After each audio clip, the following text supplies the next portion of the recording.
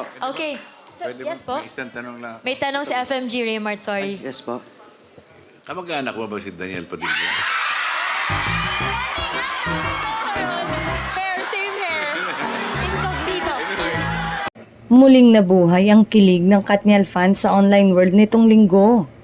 Paano naman kasi sa latest episode ng Pilipinas Got Talent, binanggit ng isa sa mga hurado na si Freddie M. Garcia, nakatabi pa ni Catherine Bernardo ang pangalan ni Daniel Padilla.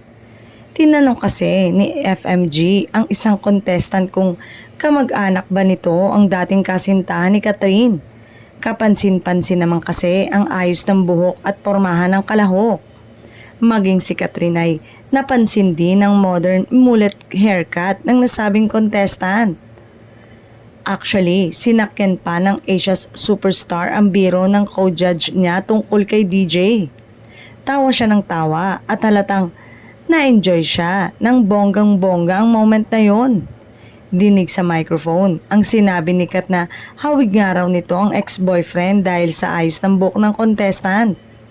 Para nga raw, itinodo na ng aktres ang pagbibigay ng ayuda sa Katniel fans dahil 2 beses pang bilanggit ni Kat ang incognito sa audition episode ng PGT Season 7.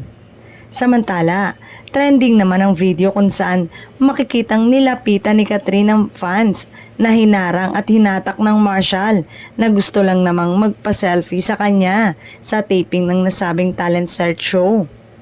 Kitang-kita nga sa reel na nabigla si Kat nang hindi pinalapit sa kanya ang fans kaya siya na mismo ang nag-effort na lapitan ito sa gilid ng backstage. Pinusuan ng netizen ang nasabing video dahil isa nga yan sa ugali ni Kat na talagang minahal ng followers niya.